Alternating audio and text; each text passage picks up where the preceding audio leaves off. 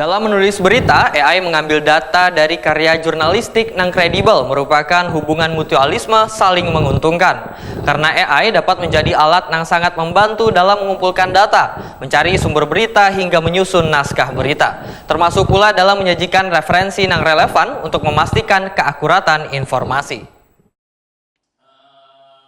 Dalam menulis berita, AI mengambil data dari karya jurnalistik yang kredibel merupakan hubungan mutualisme saling menguntungkan. Karena AI dapat menjadi alat yang sangat membantu dalam mengumpulkan data, mencari sumber berita hingga menyusun naskah berita. Termasuk pula dalam menyajikan referensi yang relevan untuk memastikan keakuratan informasi.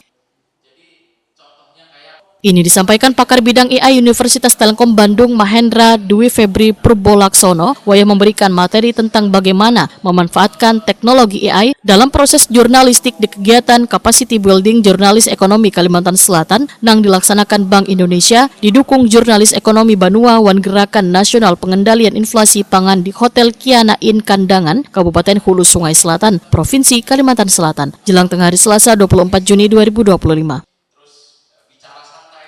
Menurut Mahendra Dwi Febri Purbolaksono, AI kini mampu menyajikan informasi tanpa harus mencari secara manual di internet karena data sumbernya sudah tersedia di dalam AI.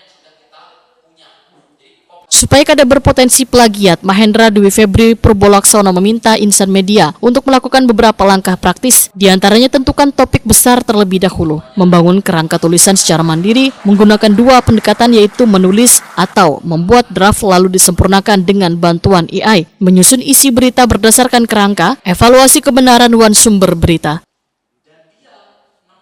Mahendra Dwi Febri Purbolaksono mengingatkan insan media kada asal mengcopy paste berita, ampun orang kemudian meminta AI menggantikan kata-katanya. Terus di mana itu namanya, di manajemen dan sebagainya. Bahkan di IT sekarang itu orang nggak bisa modif, tiba-tiba dia bisa modif, pinter bisa bikin website Pak. Itu hanya dari pemodalkan AI. Pas ditanyain, ini fungsi yang mana? Nggak ngerti ya. Ini fungsi yang mana? Nggak ngerti dan seterusnya. Oh berarti ini di antara dia beli atau dia dibuatkan oleh AI semuanya. Nah makanya saya bilang kita harus paham dasar-dasarnya. Mungkin saya nggak paham juga di jurnalistik seperti apa. Nah, anak-anak itu harus tetap paham dasar-dasar dari jurnalistik. Kode etiknya seperti apa yang harus bisa dituliskan dan sebagainya. Jadi AI ini menurut saya hanya tools, jangan dipakai untuk ya sudah itu semuanya AI. Nggak bisa seperti itu memang Pak. Yang tadi bukan berarti soal dan apa itu tadi cuma hanya penambahan aja, malah justru itu intinya dari jurnalistik mungkin. Semua tulisannya awalnya dari AI, tetapi menambahkan soal itu berarti dia memvalidasi juga sesuai dengan fakta. Informasinya seperti apa? Ini kalau kita bisa ngomong seperti ini berarti ada sumbernya, kita tahu sumbernya dari mana. Bukan cuma tadi sumbernya dari ChatGPT. Kalau tanyain sama dewan redaksinya, Pak ini sumbernya dari mana? Semua ChatGPT. Ya nggak mungkin dewan redaksi nggak punya etika jurnalistik semacam itu kan ya.